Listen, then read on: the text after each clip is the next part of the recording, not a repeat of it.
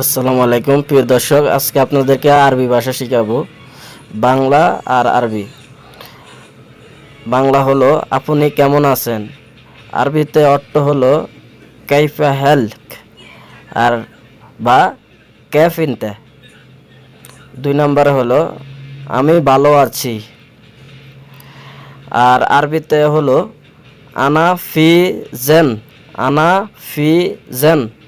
3 নম্বরে হলো আপনার নাম কি, আরবিতে হবে সুই সিম মাইনতা, সুই সিম মাইনতা। 4 নম্বরে হবে আমার নাম কবির, আরবিতে হবে ইসিম মা আনা কবির, ইসিম মা আনা কবির। 5 নম্বরে আপনি কি চান, আরবিতে হবে সুরিদ ইনতে, সুরিদ ইনতে। আর ভিডিওটা ভালো লাগলে সবাই শেয়ার করে দিবেন।